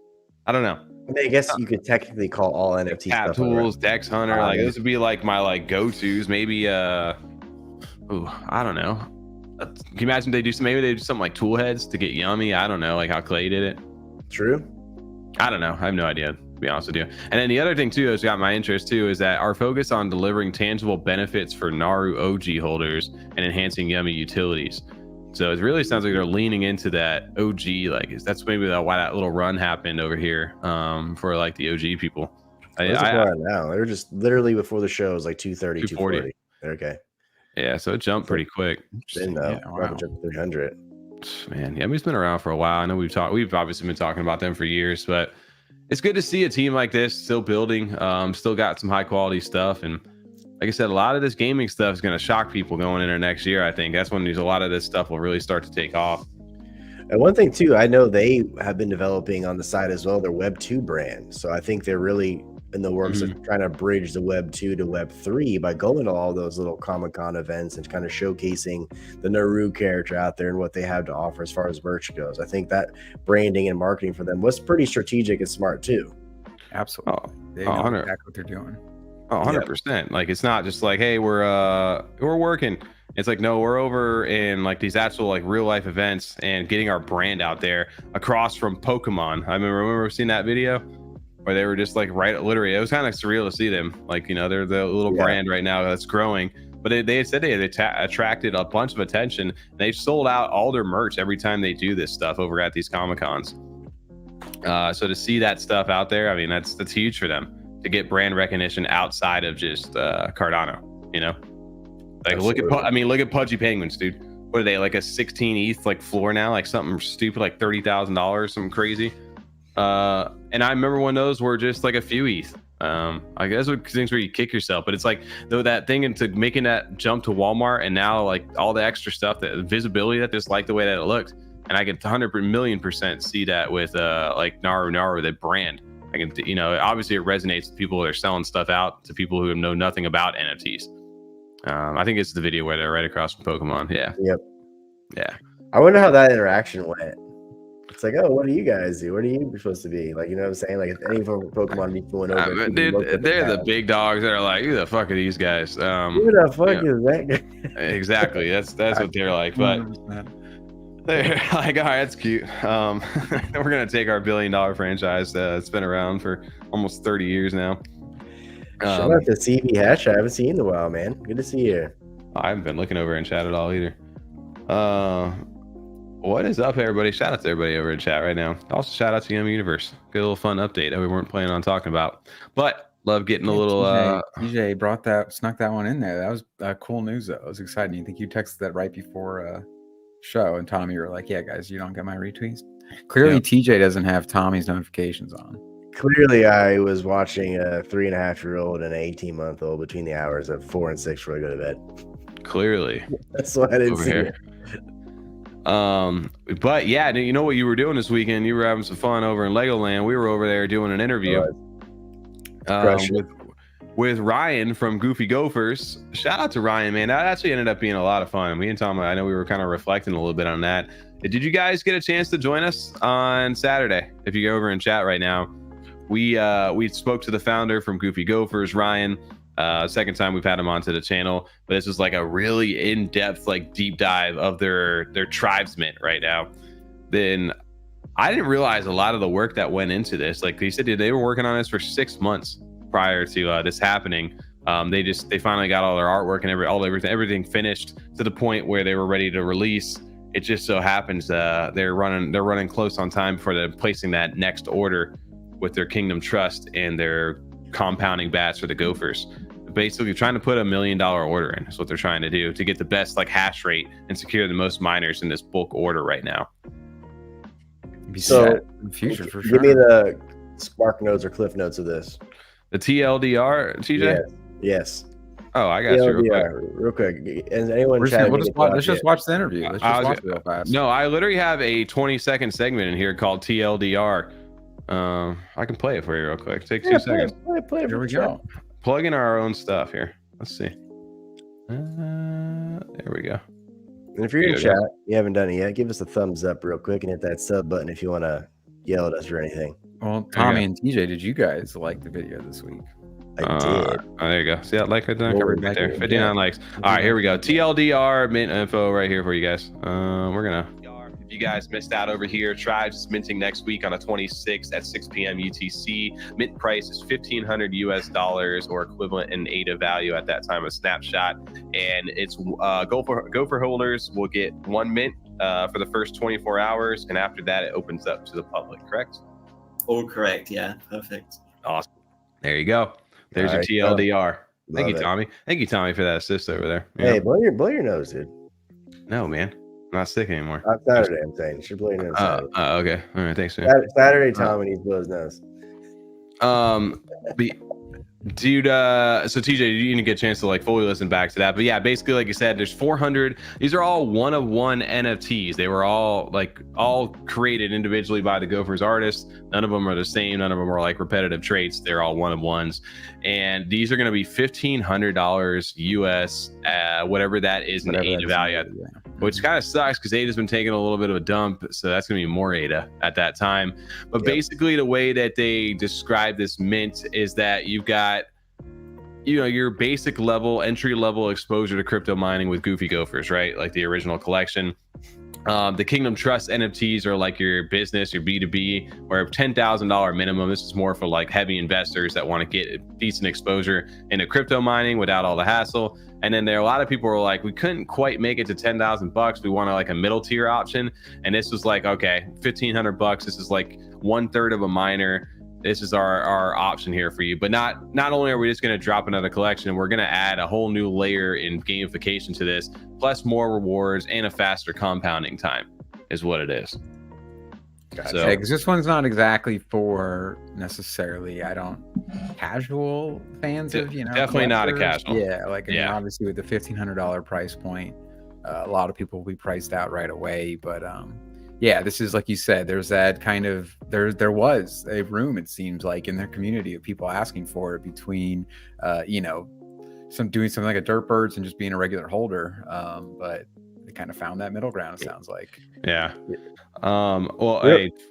I was gonna say real quick, the Gophers aren't getting paid out yet. That was always in their white paper and plan of when they are getting paid out. They have to compound and collect all of those tokens first before they can just start paying people out. Yeah. Well, so that was a lot. I went back. I know there was like some spaces and other things that are going on, like some misconception about that, right? A lot of they were getting shit on the timeline from some people about the not doing another mint right now before the payouts go out to the first thing. And Ryan basically was like, and if you guys know anything about the project or take a little bit of an ounce of research to go ahead and read about how that works, this was all detailed last year at this time. Like this, they compounded for 6 months after they got them online, which was May. So that started in November. Then 3 months after that, which is now coming into the beginning of February, that's when that payout happens. So nothing's ever changed from the original plan. The reason that this mint, he's like, I wish I could have got the mint out a little earlier. And so it's not like the on the eve of our payout, sure. But he goes, this has been 6 months in the making, and the reason that they're doing this is it allows us to scale up not only with the funds that we're going to raise from this mint, but scales up with the Kingdom Trust batch from all the new orders of businesses that put in, plus all the compounding money we've been making from the original collection. We're going to buy a massive order with right before the halving to get these best, like, top of the line miners. Because what Ryan said made sense to me is, like, when the halving happens, right, like the miners are now producing half of what they are now. So if you don't have the top best ones, and he goes, the one like the outdated model, even the lower one right before that, they don't produce nearly as much at that time. So he goes, you want that top of the line stuff. So the reason they're trying to get their stuff out now is for that. And whether that makes sense for you on ROI, that's the thing that you need to decide it yourself. But if you want any kind of exposure, it makes like sense to me as far as like the background story of why they're doing what they're doing. Absolutely. It's all in their white paper, River Rock, how much each asset is getting paid out. Well, no, it's not. But no, I'm talking about the classes of gophers. Yes, that tells you how much they're going to be getting percentage wise. Yeah, they get base rewards. You got to do the math. Yeah. But if you want, okay, so here, I'll pull up the thing here, so that way we give a little transparency for people who may not be involved. Yeah, because I definitely get into, I think, some gray area there. Because if they state, clearly they're saying it has to be a percentage. You have to say, hey, you're going to get a percentage of what exactly. You can't have a guarantity of like, hey, you're going to get 7,000. Exact number. Exactly. Because then people are like, oh, I didn't get 7,000 ATA. Well, okay, here's my lawyer. Because prices change, Yeah. That's why I said percentage. Each gopher has a certain percentage that they're getting. There you go. So you can do the math from here. Everything is transparent as ever. So as of today, this updates on the daily. So they've mined over $561,000. The net income so far retained from that is $132,000. So you guys do the math on their percentages for what gophers get paid out. You take that $132,000 and do the math from whatever the payouts are over there, and that can kind of give you an idea of how much it will get paid out to you. And then obviously it scales with the gamification. So if you have like a higher ranked, like a royal, or one of the experts, whatever all this stuff is, it'll get you extra stuff. But yeah, if you guys want to do the math, it's there and available for you, but they're not going to sit here and say, yeah, one floor gopher gets this. They can't say that. No, they can't do that. So no project can do that, honestly. And does it make sense to do this? You need to break that math. And you need to do the math. You can't be like DJ and be like, I want to mint this. Is it going to make me my money back? It's like, dude, you're making the investment. Go take the time to read a little bit, do the math yourself, figure out if it makes sense for you. Then come back and figure it out.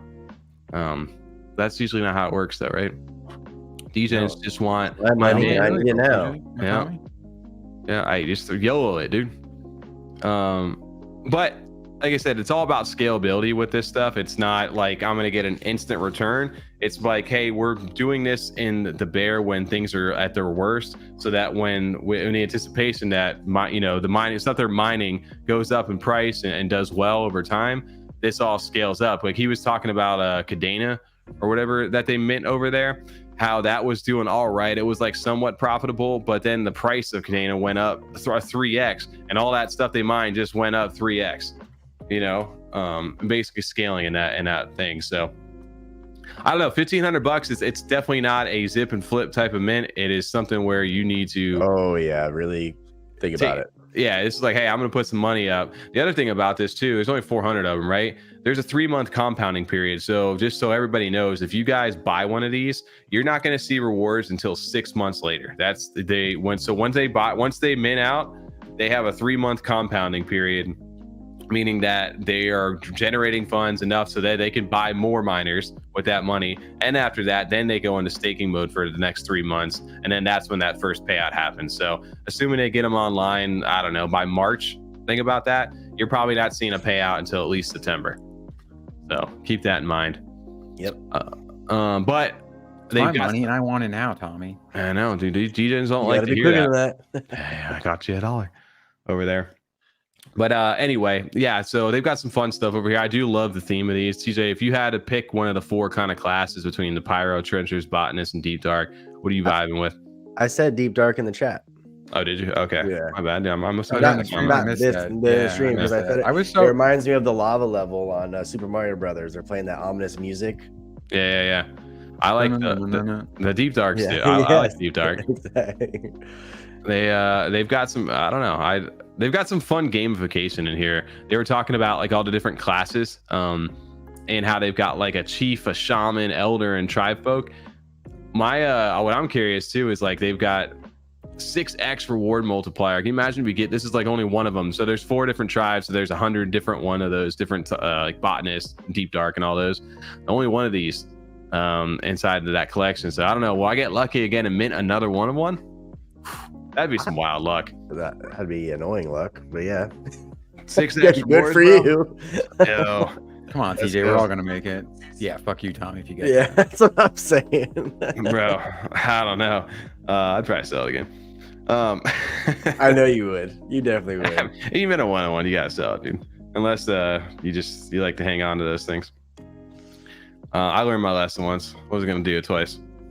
Shout out to Juniper, RIP, man. But yeah, no. What the hell was that called? Dancing Robot Project. Mechanism. Overexposed. Overexposed. Thank you. Yeah. One thing though, I'm interested in. My man. That's all I see is Tommy kicking his legs. Oh, yeah. Oh, yeah, Just kicking his legs. Oh, I love it.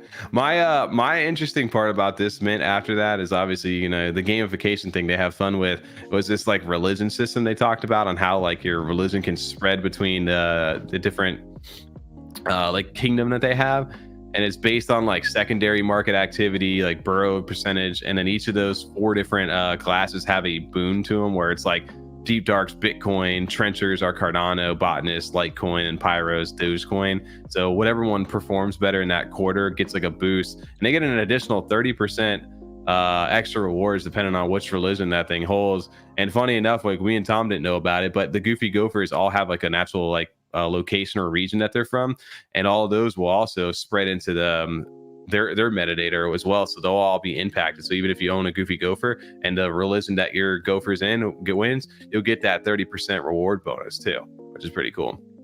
That is cool. So I just love the fact that how they gamified it. They'll have a platform to see all this stuff too, so it's all kind of visually coming online. Well, it's interesting that I'm sorry, keep going, Tommy. You continue. No. I was just gonna say, how well put together the team is, and everything is the information's there if you want to go find it.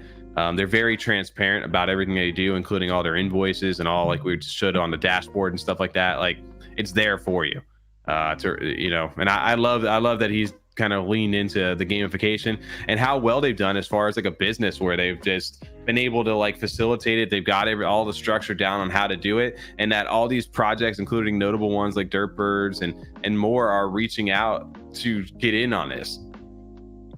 You know, I was going to say that's what the Dirtbirds thing is, what I find so fascinating, because, you know, I know I've said this multiple times, we've mentioned it, how that, you know, this wasn't in Dirtbird's plan. It's something that as our space developed, you know, and as we've watched it develop as a community, they saw potential because of another project, and we're like, hey, we can incorporate this into the existing NFTs that we have already made and our community holds, and it'll start to give a lot more value back than maybe they had ever really planned on being potentially possible to even give to their community through this.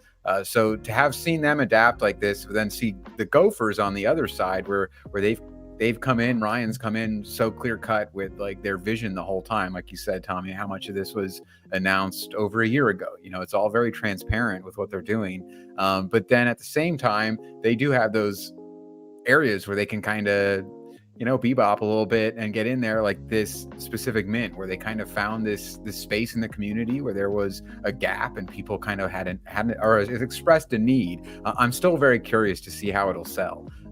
But with that, just because of the price, you know, not that they don't have passionate fans, but getting, you know, even at that low volume number can be tough to find people to spend that kind of money like that. Our DJs are broke, bro. What do we mean? We don't got $1,500 for that's one what I'm thing. saying. Where's the where's like flip the it right away? What do you mean?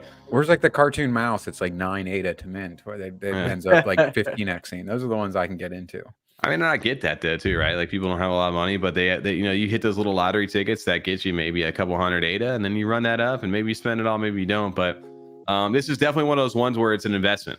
Like you're leaning into, you want exposure to crypto mining. You're buying this to get into that at, without the hassle. You don't have to think about it. You buy the NFT, they manage it, they do everything for it. But the other good thing about this too is with those gophers, they have the voting power that they showed on there as far as the different levels or ranks or whatever they are. These votes also will be decided on what you guys do. So if you want to compound for longer, or if they want to get a different coin or whatever it is, you'll be able to vote, decentralized through this project and through these 400. So you guys have control over where the project goes to, kind of how we talked about like the DAO and stuff like that. So it's interesting, man. And I've always been a fan of Ryan and what they've been building over there. And it's cool to see have them make it basically have a sustainable revenue model for their project without needing to fully mint. But I understand minting more, it allows them before the halving to really capitalize on everything they do. And I can imagine like you do really well. And it's like, dude, if we do this one more time, though, we can do like really, really well.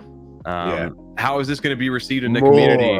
But it's like we could just do a low tier, like just regenerate some of the gophers we did already. They're like, no, we're gonna one of one all these and give it a whole new gamification system. And it's like I could be mad at that. I mean, it gives it a unique.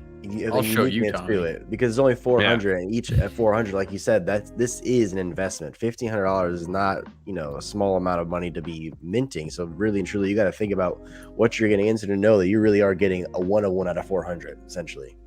Yeah, half my rent. Hey. You guys do you, man. Big shout out to Goofy Gophers. The floor I think jumped up a little bit. Oh, and as far as the minting service goes, it will be over on the Kingdom Connect site to be able to purchase one of these. You will need to hold a gopher, so if you want to purchase in the first 24 hours, so you need to have a gopher. So if you are in the blind to this right now, you're like, I want to get in, you either need to purchase one of these or wait 24 hours, and assuming they don't sell out, then you can go in and purchase. So just a little nafafa for you guys over there. We've also big shout out Curly. Yeah. What do you say over there? Oh, thanks, dude. Dude, we appreciate you, Curly, all the time that you guys spend over here in chat with us. That Just Giver too, as well. Yeah, and Rob. Absolutely. Yeah, man. Not Rob. We're getting a little carried away here with the thank yous. I'm sorry, Rob. We have to take that back. I don't take it back. You don't take it back? No. River Rock, have you harvested all of your earnings so far? Because I know you're preaching a lot about that tonight. Dude, River Rock's got like 100 Omen. Does he? Yeah. Has he harvested it though? If he's harvested, he's dumb. He should not be. He should not have harvested that. And that sounds like if you're in Murder Inc. and you're harvesting right now, bro, don't do that. Just give us his grandchildren will harvest. That's right. I forget about the your Murder Inc. affiliation. Yeah, dude, we're Murder Inc. over here. We don't harvest. Well, that sounds like an Omen fan thing to do. Oh man, he said never. Money in the bank right there. Let's go. D5. Did you jump ship on Ugly Bros, River Rock? Nah, he still got his Ugly Bro. Yeah, he hasn't said Ugly Bro one time though. Bro, when you're in the money like that, baby, you're an Omen fan now. I was gonna say, what's the Ugly Bros floor right now? Ugly. What's Ugly's doing? They always run the good, bad, ugly space. Out to Surge and them. Ugly Bros. Uglies. Good googly moogly. They are a nice 69. They're at 70. It jumps up pretty quick, actually. You didn't actually have to look it up. I just meant that's, obviously he's focused on Omen right now. You got to be paying attention because this thing's so volatile. You gotta be there for when it's, time to make the moves. It's like Yummi, dude. Like I fucking love Yummi, but I've been talking about Yummi forever. But then sorry, if it drops years, boom. You said Omen so much, I just overlooked it. My bad, man. Come on, man. Couldn't keep up. What else we got going on inside of Spades? Dude, I saw our chat got overtaken by Gary Coin over here. What the hell is that? Yeah. Get the fuck out of here. Fuck. Wrong one. That's the second time you hit that button. You need to fix that or put a sticky on there or something because you've hit that. Daddy, chill. I was gonna say, Tommy, you didn't get the Steam Deck. You could put the images on. You know what you're pressing. Yeah, which one do you have? You have just numpad? It's just A, B, C, and then there's 4 different things, dude. You just I went with the cheap Steam Deck. I say with no Steam Deck at all over here. I wouldn't say this one's cheap. I'm just kidding. I've seen the ones like, you know, you always see like the streamer setups that obviously do this 10 hours a day for a living, but they have like, I just seen those ones where you can like set like actual like pictures for it. Like they'll have like the Twitch icon for it or like OBS. It's just cool. That's just what I imagine in my head. So, you know, one day I'll get there. Yeah. Hey, we repping. I don't actually have my Yummi stuff up over here. I'm getting new lighting and stuff over here, boys. We're slowly. I was gonna say we need more. We need the Yummi things. I still don't see the plushies in the background. Yeah, Yummi still not back there yet. I gotta set mine up over here. I gave you and TJ a preview. I gotta get my background set up here though. Yeah, there you go. Dude, I still got my ugly too. Actually, I was just thinking about that. Still hanging on over there. We actually have one over in the F35 one too. We do. Oh man, pumping his whisk. Yo, there you go. There's a diamond hander. 300 uglies, never lists one. He said. There you go, DJ. Damn, that was a big F me, huh? Let's thank Gordon, bro. Man, Gordon the Fallen. That's Gordon gonna be that's a great lore name right there. I think I saw Shiny calling for Gordon to come back earlier. He's like, man, if Gordon was running the show, it wouldn't be late anymore. I don't know what's going on. Gordon's not coming back. He's done. Yeah, Gordon moved on to other things. He runs a Safe Moon podcast now. Does he? Damn. RIP. How's that doing? Safe Moon. Going to the moon, baby. Is that Seifu over there? Yo, CB, what's wrong? You don't like Tom's hat over there? You can't get behind the mom's hat? I forgot that was my name. Appreciate that, Chef of Dev. We appreciate you hanging out over here. Chef also, of Dev, that's really fun to say. I really enjoy that. Chef of Dev. Francisco. That's fun to say. Chef of Dev. Love it. Oh, dude, yeah, I did see that over there. Good call, CB. We did see that. Yeah, OpenCNFT. OpenCNFT, dude. You know who is going to be the most sad about this? Blake. Blake is gonna. Yeah. I remember when Blake was like, "Yo, where are they at, dude? Where are they at?" And he's like, "I'm really getting upset about this. Can't see my top 10." And then fucking CNFT went down, man. But he had a good message to it. I think, this is the store's clipped post of this. But this guy was just doing it forever, and now he's like, now you got tap tools, you've got CNFT tools. You guys are in good hands. But it was just like a thing. He said he had over 100 million API calls. That's insane. Like in a month or something like that. He's like, dude, this is insane. Well, that whole thing, he even said he only was able to work on a few minutes a week, and people were still visiting. He was still able to keep up with it as well as he did. So that's pretty amazing. Bro, here's the full message. I'll go ahead and pull this up for everybody because that was it was like a heartfelt message, dude. He goes, it's been a small hobby project. I've never been able to spend more than a handful of minutes a week on it, but it achieved a degree of popularity I could ever imagine. Last month alone, OpenCNFT served over 100 million API calls for free. Those numbers are simply unfathomable to me. They're almost too huge to be real. He goes, they're going to be shut down on February 1st of 2021. Thank you to everybody who contributed over the years and said nice things. That's awesome. RIP to a legend out there. I just remember using this all the time. It was, I mean, that was where we started. It's okay, No Dipper. I minted your Inu Blue last week, and they haven't done anything for me yet. Did anybody? It's like the CNFT.io. Yeah, RIP to CNFT.io, man. Some legends are falling. Who's going to be the next big? What do we use a lot right now? But similar, I mean, in that case, I liked his message because he kind of explained the situation too. It wasn't just like everyone was like, "Oh, that's what happens when you don't like develop anything." He's like, "I only had a couple minutes. Like this wasn't that kind of thing for that." I never expected this. Like, exactly. Yeah, like this was something that was meant to be. He's like, I have the skills to develop this. I'm already on Cardano as a community member and a fan. I could use this, and why not share it with the community that I enjoy being a part of, as opposed to something like Tap Tools or something where they were like saw the potential to monetize it, make it a business. But he obviously has other things going on. Where CNFT.io kind of to me was more just like, you guys fell behind, didn't keep up, didn't quite make it. RIP, man. Sorry, I was looking at Gary over here, dude. These guys just raided our Discord. I was literally just reading that too a few minutes ago. Gary. One was Donald Trump in there. They changed their name to, now it's Tex. Well, Mr. Durden, dude. Mr. Durden's been on us since day one. One of our OGs. He changed his name to Lil Benton over there. Yep, I see that one. So he brought the Gary vibes over there. Gary Gensler. Nafafa over there. Bro, I don't know. We're gonna have to not safe for work some of this stuff in here, dude. There's two of them that are very not safe for work. I was gonna say, did we ever put any how do you put limits on that? I don't remember. I'm sure I can can we make a little thing for that? Oh, like make it, you mean put it as a spoiler? Like a blur, yeah. I don't know if you can as the mod. Maybe the bot can. I know they can. When they send it, they can definitely spoil it. I don't know. Is that in our rules though? We may censorship allowed here. We're a fan. I like having fun with it. But the one I deleted one of them. One of them was a little aggressive. I know what you're talking about. Can you show us real fast on screen which one was I can't. It's gone, man. It's already gone. He said one was a little aggressive. Yeah, I'd say so. Oh man. Where's our mods at? Shiny, why don't you delete that faster? Rez went to bed, I saw. What do you guys, anything else going on inside of space you guys are interested in? Anybody care about? We have a game night upcoming on Thursday. I was gonna say game night's coming up. I'm excited for that because it's been a little bit, because we're still I'm still getting adjusted to even it being January, honestly. It's about to be February. It's about to be our birthday. January 1st to the January 22nd was like a blink. Was it?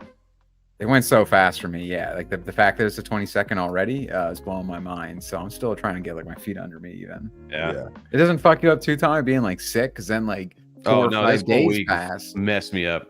Well, yeah, so I lose time though, because I'm just I'm like, how is it already the 8th? I feel like I haven't done anything yet in the month, and I was like, oh, I was sick with COVID for 7 days, and just I remember the days now thinking back, but I didn't do anything because I was just recovering, so that time just kind of flew past as nothing. Dude, the last 5 days, this week, it's almost coming up on a week since I've been out of the office, and dude, it's I don't even know what day it is anymore. Well, speaking of Thursday, what are we playing, boys? The chat, what do you want us to play with you guys? That's the biggest thing about our game. We want to play with you guys, the community. If you want a game, we can run. No pressure. Rocket League and Fortnite are easy to do if we want to run Web 2 stuff with you guys, as far as easy to participate in games. We can run if you guys want to. If you guys are clay holders at all, you can run some clay stuff. Like a little run in there for a little bit, because we can all multiplayer in there. I'll play some Pong, Curly. We want to play? Curly said Pong. There you go. I'll play some ping pong. We're gonna play. No, I thought we were gonna get a Pal World going here for us. Pal? That looked pretty cool, actually. It's like Pokemon with awesome. guns. It's so cool. No, it's Frank like a has it. it's like dude, a multiplayer survival game, and you catch Pokemon, and you when you catch them, you set them they can do they become your workers. They're getting some little backlash though, because they're copy pasta in the Pokemon. Oh yeah, but someone modded them in. Yeah. Someone modded it, but some of the creatures in the game are similar. I don't to care.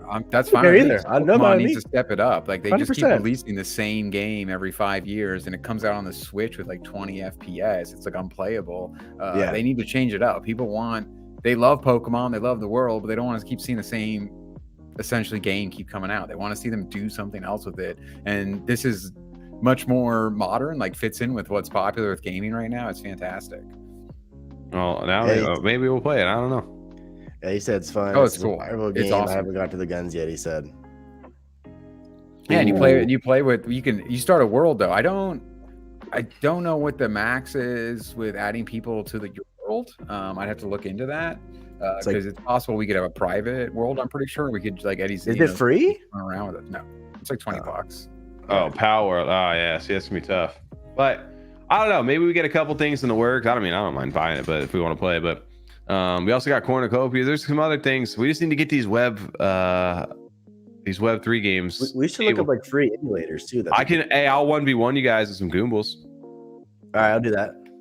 We can do a couple of Goombas games. I still haven't played it though, so I gotta get some games. I'm gonna play some solo on stream to get some games under my belt. Yeah.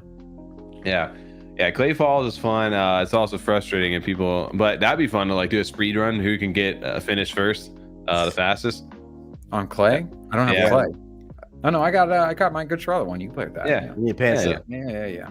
Go get pants. I'll send you some pants. No pants. Pants off, dance off.